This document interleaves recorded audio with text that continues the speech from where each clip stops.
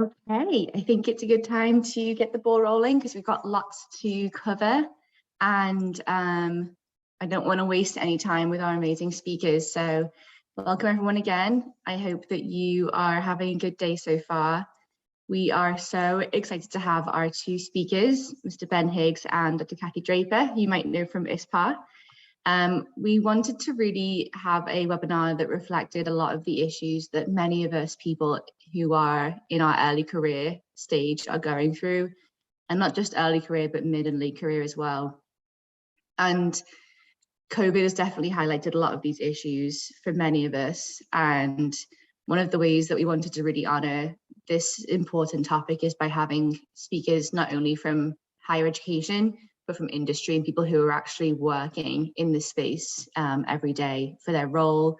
And so one of the ways in which we thought would be a really helpful start to our 2022 webinars would be to co-host webinar with our Australian counterparts and our UK Society of Behavioural Medicine counterparts as well. So not only are we representing ISPAH, but we're also representing ISPAH, UK SBM, and also the Australian Society of Physical Activity and Health. And so lots of different organisations coming together to promote this important topic. So as a reminder, one of the ways in which we're trying to get more participation and interaction from people in webinars is to not only have our Q&A and our chat function, but also our Padlet. And so Joey, our vice chair, has put together a really nice Padlet activity. So if you want to, feel free to scan the QR code on the left-hand side of the screen, and it takes you to a web link, which basically allows you to share questions for the speakers. But then also we want to hear from you. How do you maintain your mental health and well-being in your work? We'd love to hear ideas from you, solutions, or even just other questions or challenges that you're having, because the speakers are here to answer those questions as well. Not only that, but you can use the chat function, you can use the Q&A, but this just allows people to contribute in different ways if they would like to. So please don't hesitate to put something in there if you'd like to contribute. And we will go through those after our speakers are done and just share some of those brilliant ways in which you've been able to manage those things in your daily life. Just as a reminder, we would please appreciate if you could mute your microphone during presentations and turn your video off during presentations. But then when we come to our Q&A, which is really a large part of our session, we would love to see as many of you as possible joining in. Please use the chat box or the Q&A or the Padlet, as I mentioned as well. And please note that the webinar is being recorded.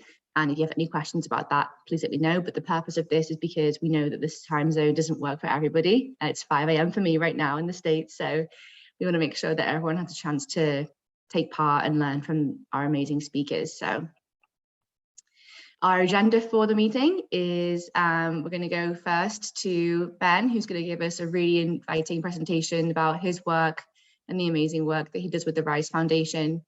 And then we're going to hear from Kathy Draper, who is our past chair of ISPAH, our past president, excuse me, and all the work that she's been doing and the ways in which she's been able to navigate higher education and some of the things that she wished she'd learned along the way.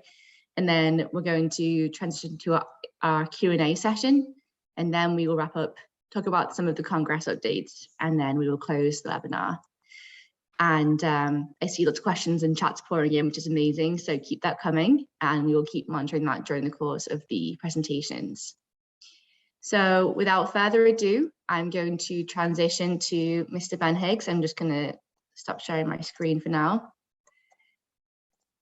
So one of the reasons that we wanted to really get a diverse speaker or a diverse set of speakers into this webinar is because we wanted to really have representation from not only industry, but also higher education, because this is one of the important issues that's coming out. Many people are switching from higher education to industry and so forth. So Ben is the founder and director of the RISE Foundation Australia, which is a mental health and education community resilience organisation which built on a lived experience backed by evidence-based techniques and tools. In 2013, after losing a couple of friends to suicide and with years of trying to figure out how to better manage his personal battle with bipolar and supporting his mates to live well with mental illness, Ben decided it was time for a change in his community. Every day since then, Ben has developed his networks and professional training skills to prevent suicide and encourage mental well-being. He and his team at Rise Foundation Australia will not rest until every Australian is equipped with the tools and techniques to live well and support others to live. He's a qualified mental health first aid and mental health response trainer and travels around the country and the world teaching these courses and upskilling businesses, communities and individuals in suicide prevention and mental health through his Rise Up workshops. So as you can tell, we are so lucky to have Ben join us today. And so without further ado, I can go on because his bio is wonderfully stacked. But before I do that, I rather you learn from him and his experiences. So I'm going to transition over to Ben. Thank you so much, Ben. Thank you. I will take that glowing introduction any day that I can. I appreciate it. And I appreciate being asked to be part of this tonight. Well, tonight for me, it's 7 p.m. for me. So it's a lot easier for me than those getting up in the early hours. I'm very excited to be here with you guys for this, something that I am very passionate about and something that, I will endlessly talk about until, the job is done. Thank you. Why do I find this so important and why am I so passionate about this? I guess you could say from personal experience, mostly. I live with type 2 bipolar. I have lived with type 2 bipolar since as long as I can remember. Since my early teens is when I noticed things were a little bit different for me and I was a little bit different to others and I just didn't fit in. But unfortunately, mental illness especially was not talked about and especially not in a positive way or a proactive way. I wasn't educated in how to look after myself, which most people living with a mental illness do not have. Which is unfortunate, and unfortunately, especially because of the culture I grew up in and the area that I grew up in, the only way I knew how to best deal with my illness was through drugs and alcohol. And unfortunately, that became a very dark, slippery path for me. Of a very checkered history with drugs and alcohol, because I knew no other way. That education wasn't there for me. When I started in this mental health space, what moved us into an education-based organisation is that everybody was talking about awareness and we need to be aware of, mental health and mental illness. For me, awareness doesn't change anything, and it is change that we need, and it is education that creates that change, and that's where we step in. It was possibly one of the worst days of my life, and I look back now. Funnily enough, I look back at one of the best things that could have happened to me, but I lost a very close friend to suicide. It'll be 11 years in next month. And when I say it was one of the worst days of my life, my best friend in the world, one of my best friends in the world was reaching out to me and needed help, and I wasn't there for him. Because I'd never been taught that I could actually have these conversations with people, especially my friends, especially two blokes, could have this. We actually could have a conversation where we opened up and shared and made ourselves vulnerable. And so because of this lack of being prepared, this lack of confidence, I brushed his phone call. I never took his phone call. I kept putting it off. I'll call him back later. I'll call him, I'll ring back tomorrow. I'm busy at the moment. I'll call back. And unfortunately, this went on for about 2.5 weeks. And I got the call to say that Rod had taken his life. And it was something that I wore very heavy for a long period of time, but something that over time, I realized that it wasn't completely my fault in that I was underprepared, but I also realized that I had to become prepared. And so I went out and I got myself the training and the education to make sure that I was comfortable and confident in taking that phone call. And that's why I look back and I think it's one of the best things that happened to me, because it made me start to take ownership of my own health and looking after myself, and also some ownership in looking out for my friends. And that's where Rise Foundation started to grow. And we started to push out, and we're now very fortunate to travel across Australia. We did, back let's not bring it up, but we did travel a bit internationally as well. But mainly in Australia, we like to focus on our own backyard. because I see the impact that mental health and poor mental health and mental illness is having on our communities. But I also see the impact that these education courses that we run have when we do leave. And when I say I'm fortunate to travel, it's not because, it's not glamorous traveling on your own, doing this stuff, but I'm very lucky that I get to talk to people and I get to hear people's stories and I get to connect to people through their story.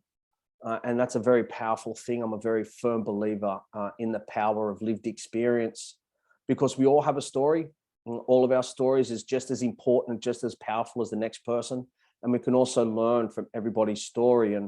And that's one thing that I do love to let people know, that we can actually talk. Talking about our story and sharing our experiences with people isn't just about, standing up and waving a flag and saying, look how tough I am, or look how strong I am, or how good I am, from what I've been through to where I am now. What the sharing of our story does is it shows people that we've been through something and that we can talk about it, which means that if they ever need to talk about something, they can come to us, because they know that we are open to hearing this sort of stuff. I'm very open these days in letting people know that I am a suicide survivor. Okay, I'm very fortunate to be here today, because I shouldn't be here. Me talking that and letting people know that isn't just me saying, this is what's happened with me, but it allows people to understand that if they need to talk about this, that there is someone there to talk to, that I am there. I am open to hearing about it. And through learning the skills to be able to have these conversations, we can make sure that our conversations are as supportive and encouraging for people as possible. Because we all go through hard times, we all have bad days, we all make mistakes, things will go wrong, and that's okay. That's part of life. If life was bland and the same every day, it would be boring. We need the ups and downs. You go and get your heart checked out and they put a monitor on and the line goes up and down, and that's life. That means you're alive. That line goes flat, that means you're dead. Okay, so we need the ups and downs, and it's good. That's a learning experience. That's how we build resilience. That's how we start to learn things. That's how we connect. That's how we meet new people, discover more about ourselves.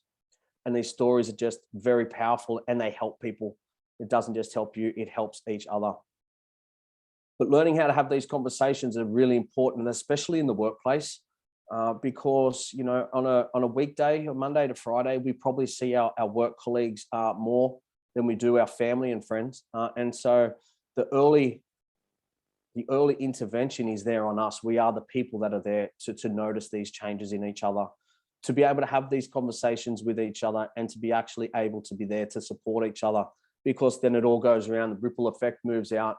If we're looking after people and we're in that supportive environment, then people are going to be there for us and looking out for us as well, and noticing these changes and having these chats.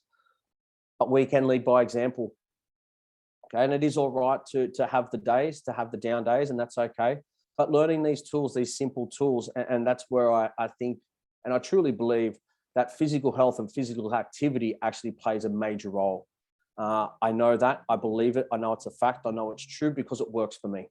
And I'm not saying that it's going to work for everyone, but if it works for me, it is an effective intervention. And it is something I can then tell people about, and they can try it.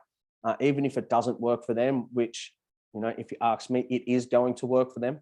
But at least they've tried something. At least they've got on the front foot. They've started to become proactive. They've taken the steps forward, and a couple of easy skills that a couple of things that we can all do for each other, especially in the workplace. For me, if I'm going to have a conversation with somebody about what's happening in their life, what's happening in mine, I won't do it inside. I will always take it outside, and I'll always be doing something physical while having this conversation. I don't need it to be this intense moment. It's going to be an uncomfortable situation anyway, so I add to it. I always encourage people to do something like go for a walk, kick a ball around at a park. I'm lucky, I'm very fortunate. I live near the beach. So in the warmer months, I invite people to come for a swim with me. We get outside, fresh air is free and good for us. A bit of sunshine is free and good for us. And exercise is free and very good for us, okay? So we're starting to hit a couple of points before we even start to have this conversation. We're getting on the front foot before we even have the conversation. Making this person feel as comfortable and supported as possible by asking questions. I think we get held back by thinking that we're going to impede in someone's life or be nosy or anything like that, so it stops us from asking. But none of us in backwards in coming forwards, if someone has a broken arm or a broken leg or whatever it may be, we're all comfortable in asking them what's going on. We're all comfortable in asking how we can help, what did you do? And so for what's going on in people's heads, what's happening in our lives, our feelings, our thoughts, our emotions, it is okay to ask these questions. And it is important to know that it's okay not to know any of the answers. You know, none of us know all the answers. Okay. Don't let my glasses fool you. I'm not a psychologist or anything by a stretch. I'm a crane driver by trade. Okay. If I can have these conversations and if I can ask these questions and if I can help people, then all of you can as well, because that's what it is. It's just about helping people. We're not here to fix people. Okay. That's when we hand them over to the professionals. They're there to diagnose and to help treat them. Okay. We're here to help people and essentially help people help themselves. Okay. And we can do this by having conversations. It is not something to be scared of. It's just a conversation. Clarifying questions, asking the people to open up, letting them speak. Okay. You know what? I always tell people we only really need to ask 2 questions. We don't have to worry about anything else. There's 2 questions. If we notice changes in people, putting on a lot of weight or losing a lot of weight dramatically, their physical appearance changing, maybe they're not coming into work as much, maybe their performance isn't there, maybe they're sluggish and tired throughout the day, whatever that change in someone's baseline is, if we notice it, that is a sign for us to have a check-in. Every sign is worth a check-in.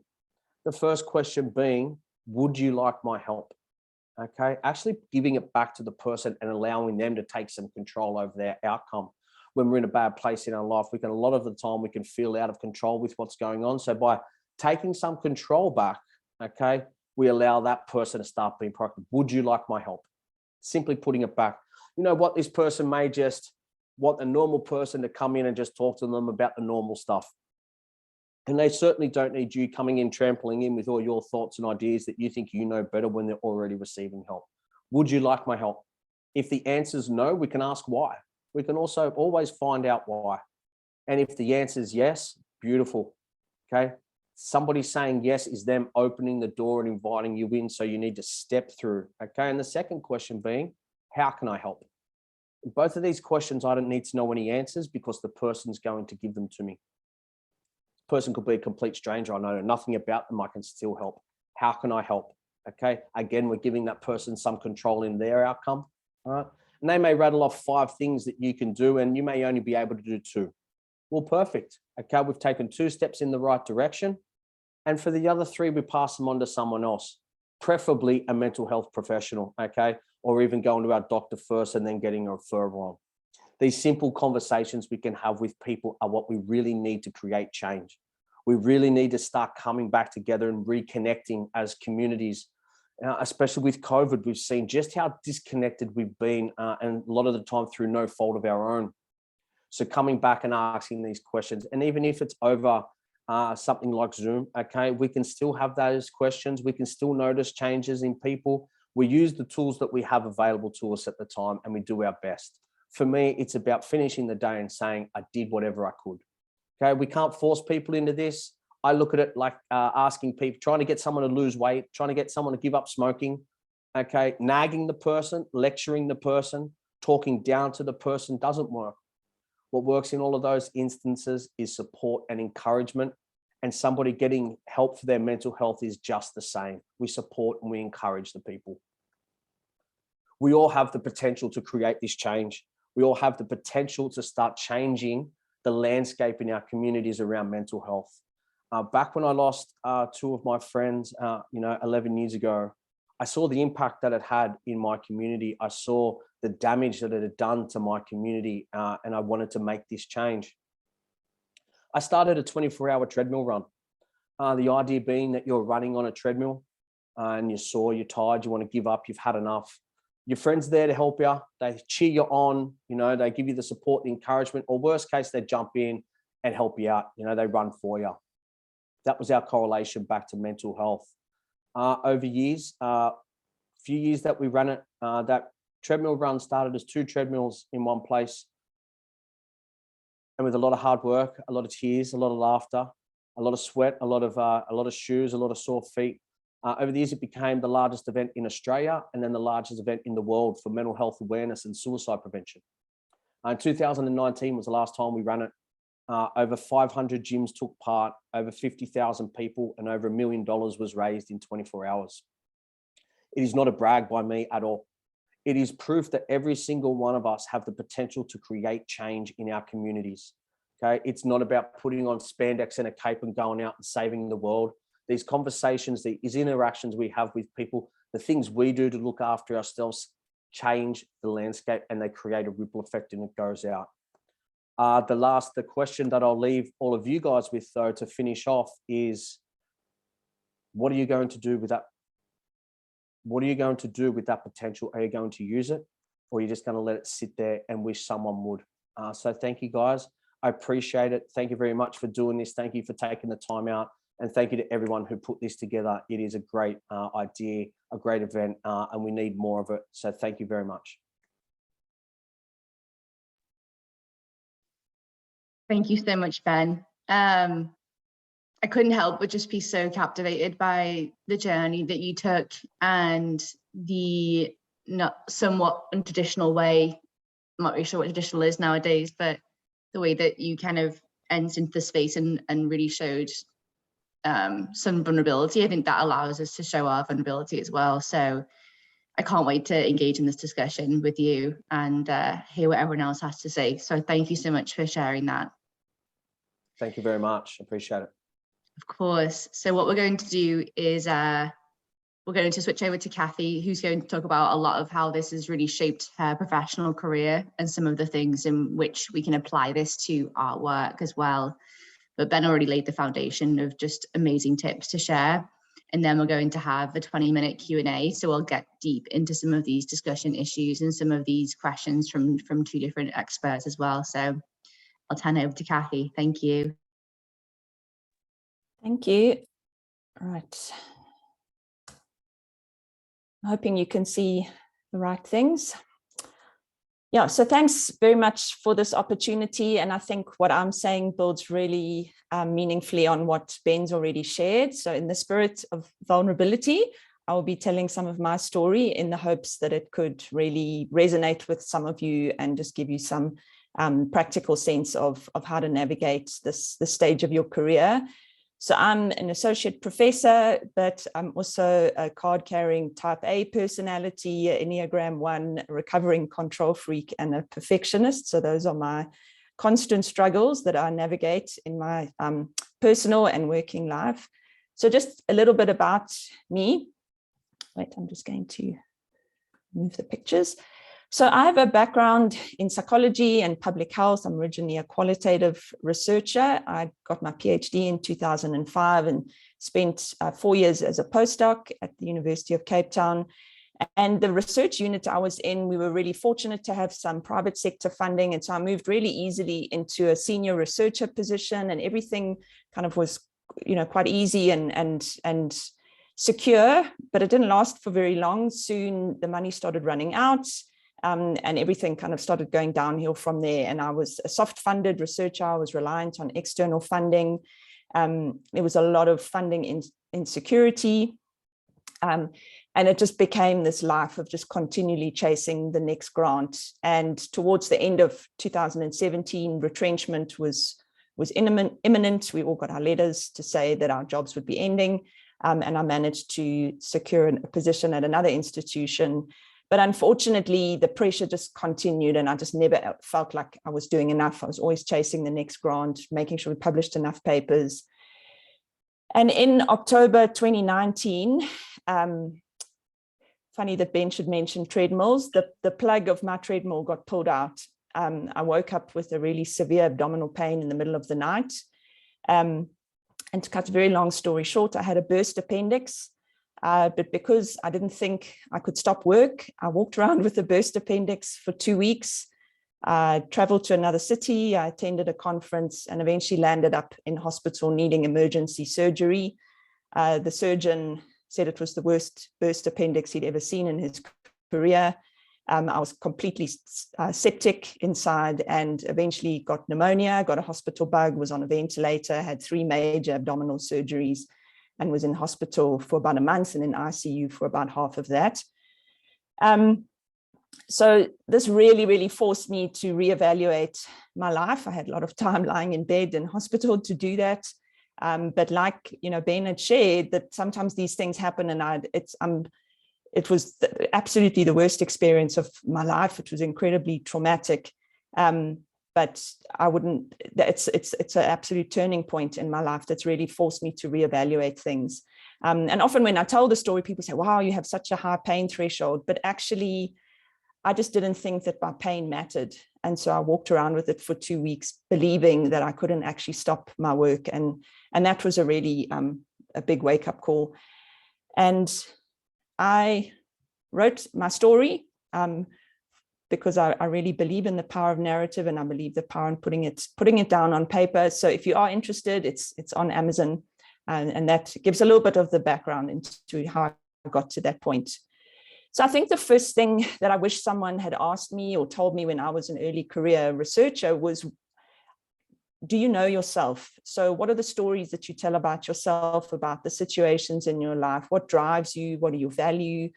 Does your behavior align with your values? And unfortunately for me, what used to drive me in my early career was the fear of failure and for disappointing others. And if I don't do it, then who will? Things have to be done my way. And after this whole hospital experience, I needed some counseling to get over the trauma of it. And the counselor asked me, she said, well, and I just kept saying, I just never feel like I'm doing enough. I'm never writing enough papers, never submitting enough grants, never getting enough funding. And she said, do you think it's because you don't feel that you are enough? And I really kind of stopped me in my tracks and realized that was, and there, many reasons I could spend a whole hour explaining to you, but it's all in the book. But realizing this, recognizing this, and just altering this internal story that I was telling myself in these situations was a real game changer for me. And I think finding something that helps you to know yourself is incredibly valuable. This could be therapy, it could be counseling, it could be conversations with friends. I've dived very deeply into the Enneagram, and I found that that's provided me with a huge amount of insight into myself and understanding myself. Understanding, are you an introvert or you're an extrovert? Where do you get your energy? Kind of what recharges your battery? So knowing yourself and understanding what's underneath your drive and your motivation can be really valuable. And then the second thing is understanding self-management. And this is not taking the place of fixing kind of institutional or corporate or systemic issues, but it's really, I guess, what I've realized is that we often hope that someone will do this for us in our early career or even in your mid-career, that you'd have this amazing mentor that would kind of guide you and mentor you and give you this advice. But I think in many settings, that's often lacking. And so it's understanding about how you manage your time, how you manage yourself, and how do you protect time to do your most important work. And in academia, this is publishing papers. So how do you really prioritize those kind of things, and how do you kind of ring fence time to do that? How do you minimize distractions that you have when you're needing to do deep work, when you're really needing to think? And also just managing your energy as much as your time, understanding what time of day is best for you in terms of how you work best, and when are you at your absolute worst, and how can you manage what you do, taking into account your energy levels and not just what time you have. And I think what I realized is that no one was going to do this for me. Even a mentor can only do so much. I've sometimes told students, you need to just go lock yourself in a room and write. But you as the individual, whether you're the student, whether you're a postdoc, whether you're a junior person in your career, you've got to figure out ways to do this and find systems. And I'll come back to systems a bit later. But also recognizing when you are junior, it's much harder to do this. And I'm now saying this with the hindsight of someone further on in my career. But it's not impossible. And there's things that you can negotiate with your boss, with your colleagues, to say, this is what really works well for me. This helps me to be more productive or to really work at my best. And I'd like to kind of negotiate these aspects of my schedule or my time or how I manage things. And I think one of the things that I've been really pleasantly surprised is that a lot of this comes down to boundaries, and then where I've put those boundaries in place, I've been really pleasantly surprised at how supportive people have been, rather than kind of really putting you on the spot. And I think probably one of the biggest lessons and one of the biggest things I wish someone had told me is that you need to stop and you need to rest. I know sleep is a huge part of this, and it's become incredibly important and much more recognized these days in kind of organizational psychology and development and leadership, that sleep is like this thing that, you know, before it was like, oh, I only need 3 or 4 hours sleep. Now people are saying, no, don't be ridiculous. You need more. You're fooling yourself. But rest is not just about sleep. Rest is also about taking time to do things or not doing anything that actually restores you, that kind of recharges your battery, that fills up your tank, however you want to say, and realizing that what is sometimes relaxing is not always restorative. So binging a series on Netflix can be really relaxing, but does that kind of really restore you? And I would definitely agree with Ben, getting outside, being like moving is often really beneficial for that, connecting with nature. And I learned the hard way that if you don't give your body rest, your body will eventually take it for itself. And as you get older, your body doesn't always bounce back in the way that you used to. And that you learn that life is fragile. And when I saw this little dandelion slide design, I thought that actually kind of really captures, you know, life is beautiful, but life is also fragile, and we need to take care of ourselves. And our minds need rest. And I used to think, well, if we just work longer hours and just do more every day, like I'll get more done. But I just wake up every morning and being so exhausted because I never took a break the night before. I didn't actually stop using my brain and just do something to just relax and take time off. And as I started to do that and recovering after hospital, I had to do that. So by, 4:30 in the afternoon, I was just wiped out. And then I'd realized the next morning, I felt, so much more ready to face the day, so much, more positive. And actually then working fewer hours landed up helping me be more productive in the long run. And one thing I really like is this idea of kind of finding rhythms of rest. And there's an author that I'm a big fan of, Carey Nieuwhof, who wrote a really excellent book called At Your Best, which he talks about kind of managing your energy and not just your time. And he says time off won't heal you when the problem is how you spend your time on. And if we just live for holidays or just live for weekends, that's eventually going to, we're going to count the cost of that. And so it's finding in your day, in your week, how can you find that kind of rhythm of rest that your body knows, okay, we're pushing now, we're working hard now, but I know that I'm going to have a break. And for me, from a faith perspective, I call this the Sabbath. So I have a 24-hour period over the weekend that I just switch off completely. I don't do anything about achievement or productivity. I close my computer. And these days, I don't even open email really much on the weekends, maybe a little bit on a Sunday night just to clear all the spam out. And my colleagues know that I don't reply then, and I don't work on the weekend. So whatever you want to call it, a week, 24-hour period in a week can be really helpful. So just some practical suggestions that I've learned is to have an endpoint in the evening, and I definitely don't always get this right. Take a break on weekends, preferably for at least a full 24 hours. Avoid email, because that just kind of keeps taking you back to, these are the things I need to do. These are the things I need to get back to. I also take a break from social media once a week, which I feel helps just get out of that space. Maybe you don't want to do it every week, maybe just once in a while, just take a bit of a break. When you go and leave, switch off completely, put a thing on your email that says, I will not be checking emails, I won't be answering. Obviously that means things accumulate, but I would, as far as possible, I would recommend switching off completely and do fun stuff that doesn't need to achieve anything. And I certainly am still learning this because I'm very driven by achievement. So just doing things just for fun, I think is really important for our mental health. And then systems versus goals. And some of you may be familiar with James Clear, wrote Atomic Habits. He says, you do not rise to the level of your goals, but you fall to the level of your systems. And goals are good, but in many of our jobs, they can be quite unpredictable, hard to pin down. And I think putting systems in place, whether it's about rest, whether it's about structuring your week, structuring your day, thinking, planning ahead, is really key. And getting that right early in your career is so crucial, because as you progress, in whatever job, your responsibility, your commitments are going to increase, and having those systems that then help accommodate that are really important.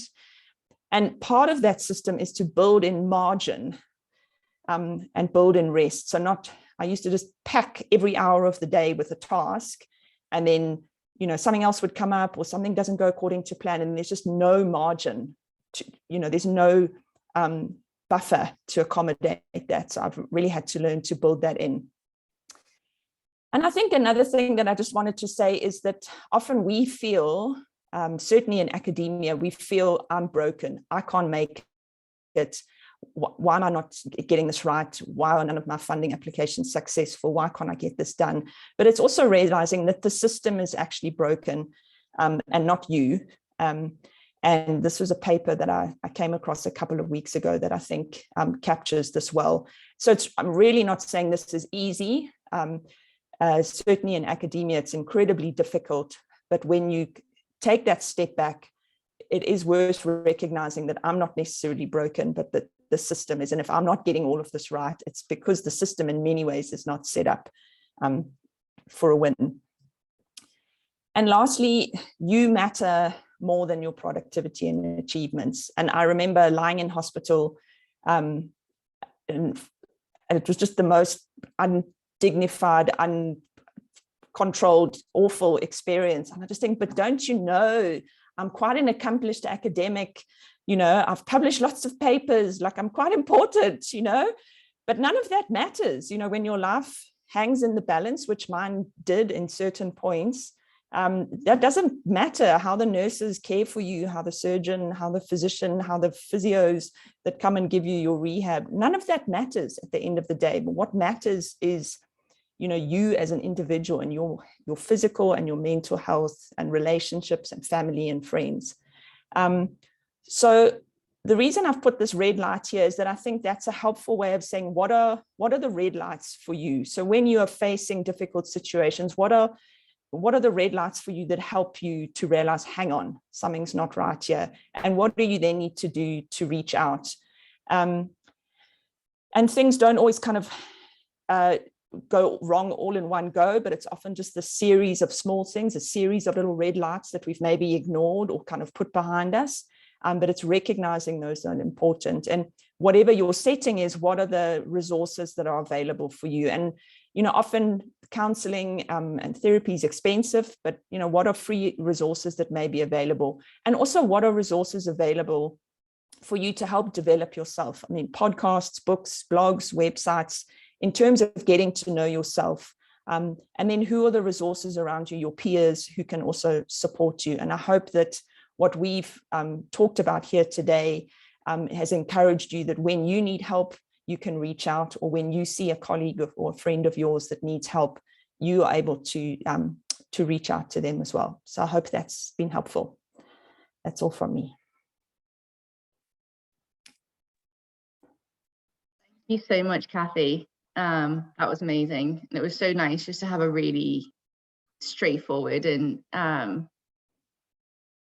honest account of all of the stuff that I think many of us are experiencing in early career. I know definitely I am. So that was really awesome. And I'm so sorry again. I had your bio in front of me and then I was like trying to transition, so I just dumped it in the chat. But honestly, if anyone doesn't know you by now, then then now they do. But thank you so much again, Kathy. That was amazing. So what we thought would be interesting is to share some of the input that's been given in the last 40 minutes, which is a lot. And I can share my screen and just kind of go through some of the Padlet contributions. So I think one of the cool things we could do, I'm not sure if Joey can do this better than I, but on his end, but we could kind of highlight some of these tactics or practices that people have adopted to maintain their mental health and well-being.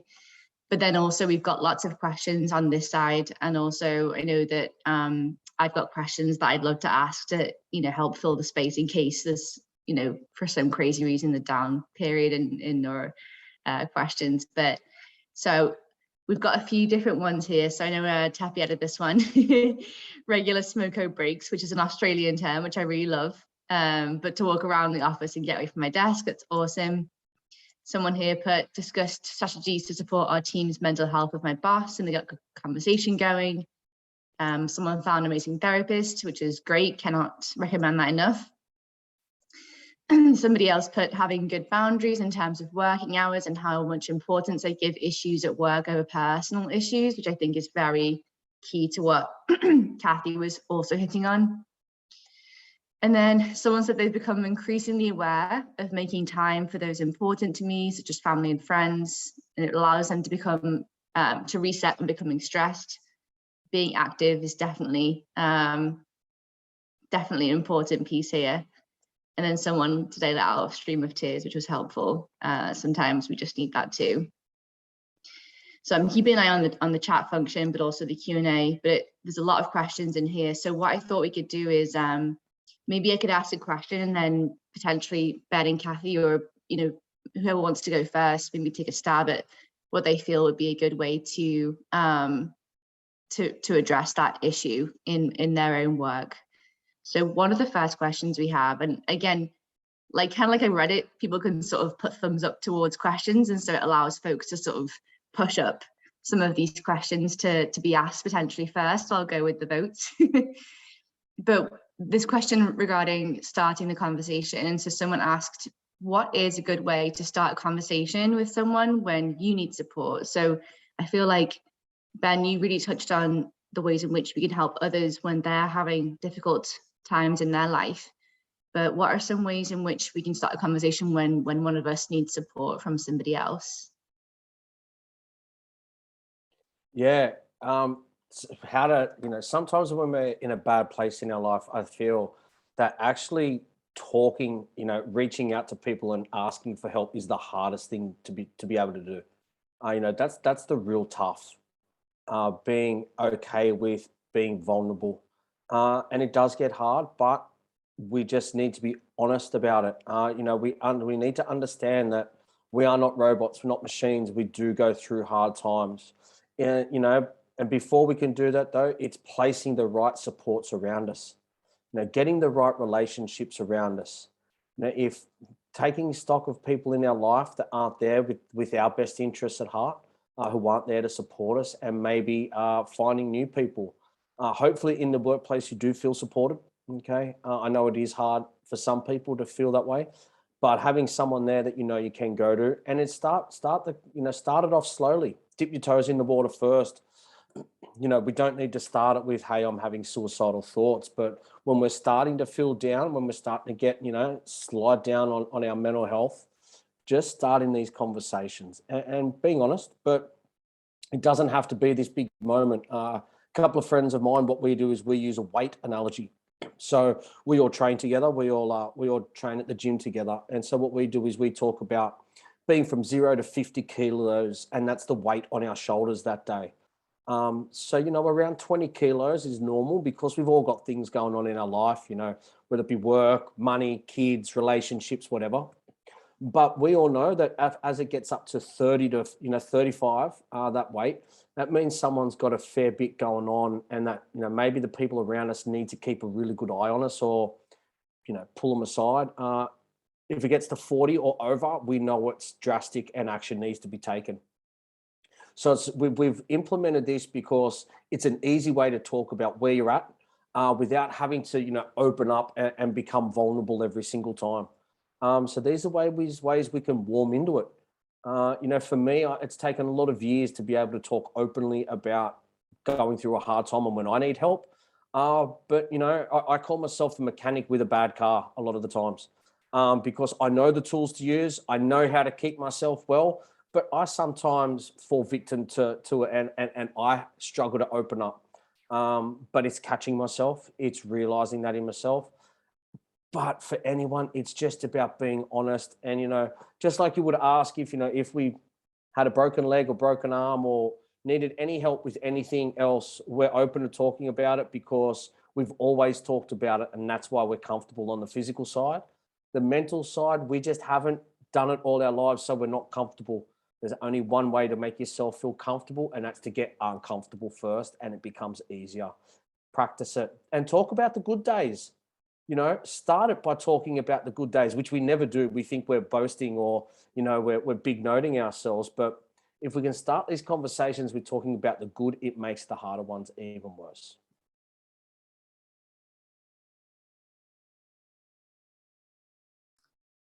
Maybe if I could just add to that, I think what is so scary is to say I'm not coping or I need support to our boss or to the person like we report to or we feel we don't want to disappoint.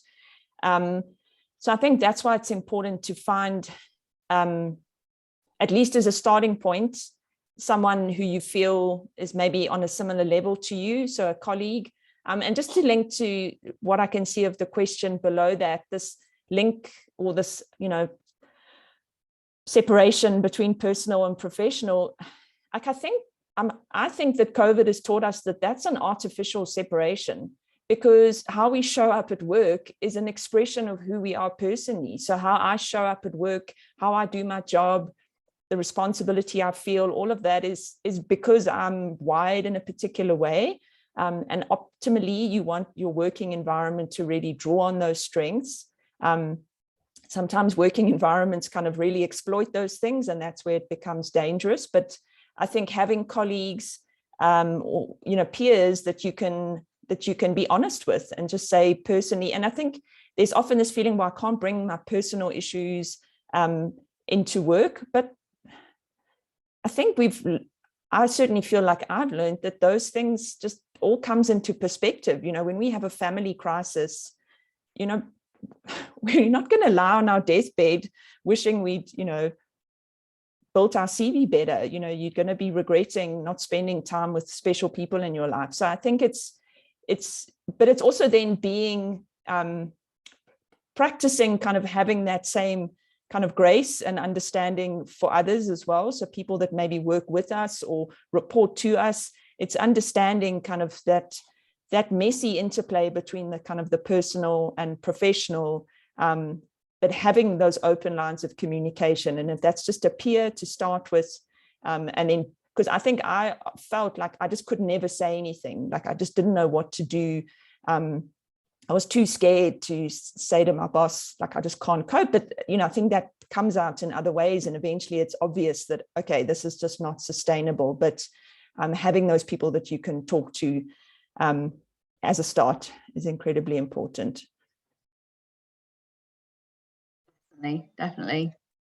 Thank you both for sharing that. It's really helpful to sort of hear it from multiple perspectives too.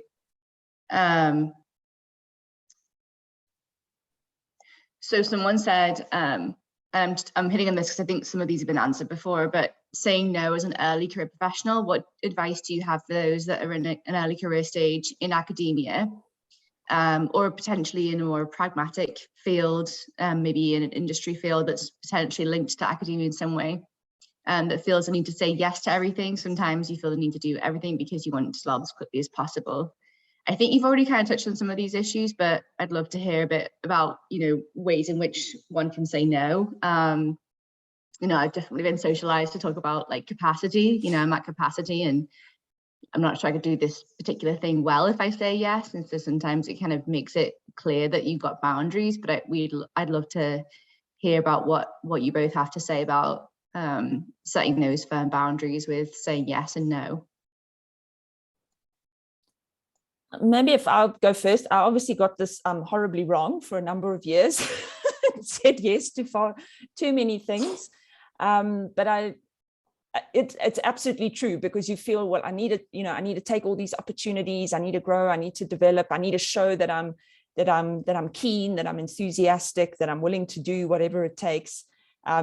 But yeah, I would agree with you, Gabby. It's about understanding, it's finding the language to say that. So saying I'm at capacity, or if I take this on, this is going to impact these other projects, like which of these would you like me to prioritize? And I think it is at some point having a sense of like, what is my core business? Like, what is my most important stuff? So, you know, in your work, say for in research, for me, it's kind of like it's a particular age group that I work with or particular methodology, and saying, well, this would be really nice, or these are cool people, but actually this is not strategic. So I think there is a point at which saying what is really strategic. And I think having that conversation with peers, with, you know, the person you report to, your mentor or supervisor or whatever, and helping to bring them into that conversation is really important as well.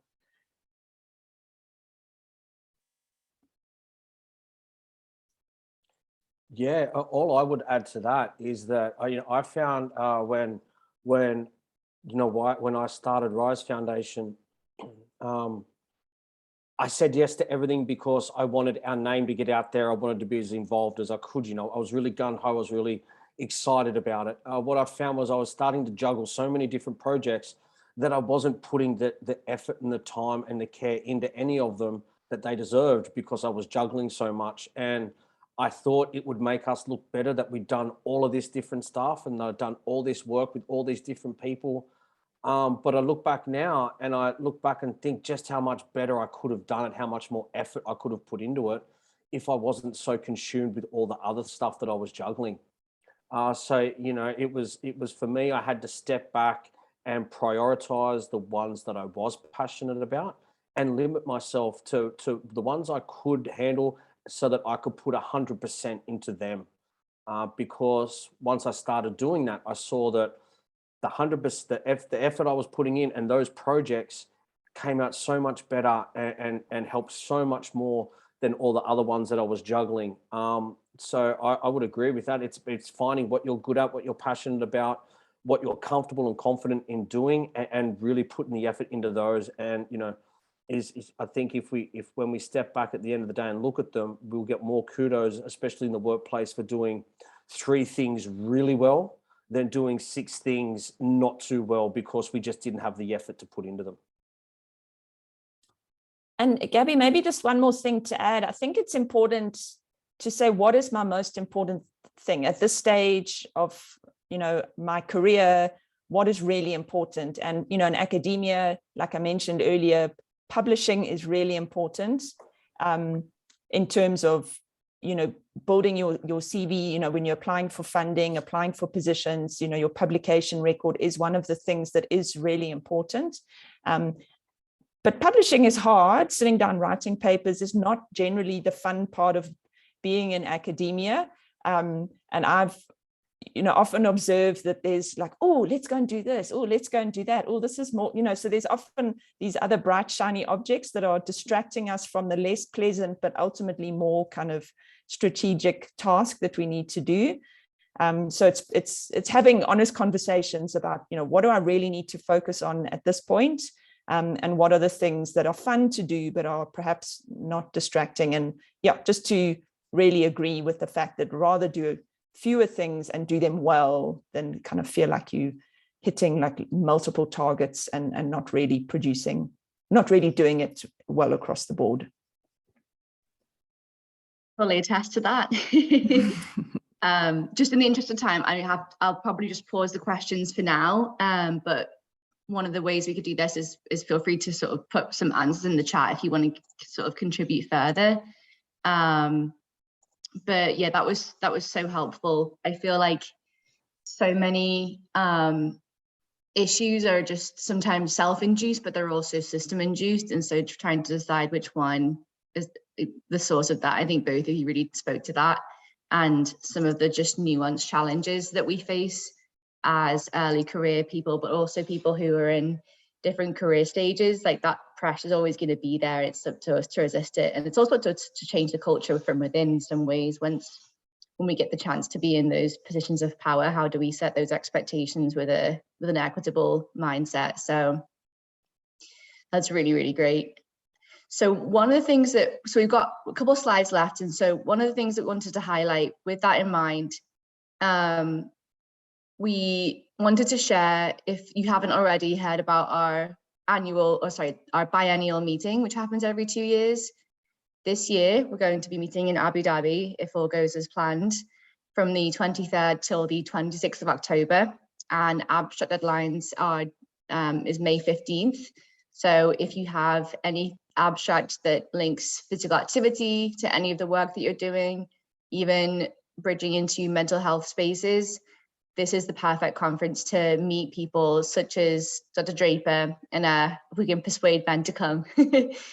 But some of the activities that we're planning for the Congress are social networking events. We're hoping to provide early career specific awards to people who are presenting and people who are submitting abstracts, and then also career development workshops. And so I think mental health will also be a big theme at this Congress, especially given the attention this webinar has gotten, and also just some of the attention mental health has just garnered over the last couple of years, which is definitely far too late, but better late than never.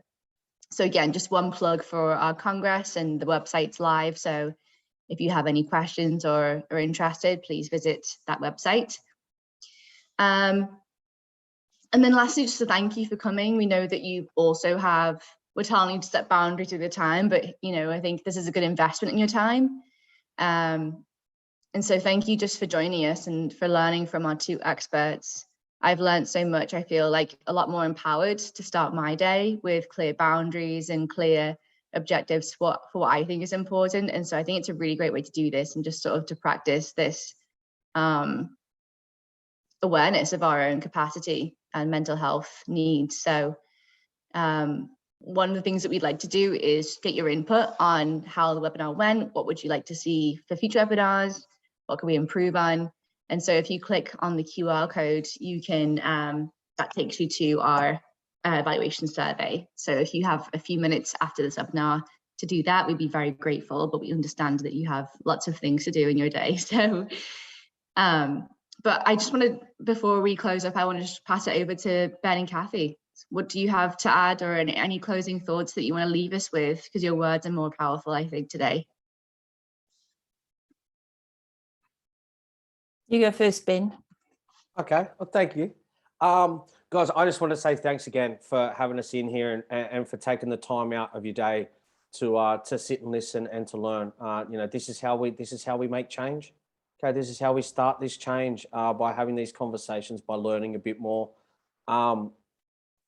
Look after yourselves and look after each other. Know what works for you and back it. Know the differences between coping mechanisms and just bad habits. Okay, trust yourself and trust the process. Things get hard, and the deeper we go, the further we go down in our mental health, the harder things are. So be proactive, work on it, stay on top of it, and continually work on it. To continually grow and experience things and enjoy things, become the example that other people want to see. That's how we start to inspire people. And if you do need help, reach out. There is help out there. There's resources there. Maybe find out, because I saw one of the questions was in there. But if you are in a good space, that's the best time to start these processes. It's okay to go to a psychologist when you're in a good headspace. Okay. It is okay to arm yourself with as many tools as possible, because the further down you go in your mental health, the harder it will be to ask for help, or to reach out, or to call someone, whatever it may be. So work on it, be proactive, just like we do with our physical health. It gives us the best chance, and what's the harm in making that phone call? So thank you, guys. I appreciate it. If anyone has any questions that they need from me ongoing, my details are in the chat there. It'd be great to hear from you. Thank you. So I endorse everything Ben said. Reach out for help if you need it. And yeah, self-awareness is a really powerful tool. Know your story, share your story, listen to other stories, learn about yourself, and where you need help, don't be afraid to reach out. If you're not sure what next step to take, and some of this has triggered something in you and you'd like to reach out to me personally, I'm easy to get hold of. I'm happy to share any slides or just be a listening ear. So thanks very much for the opportunity, and hope some of this has been helpful. Brilliant. Well, with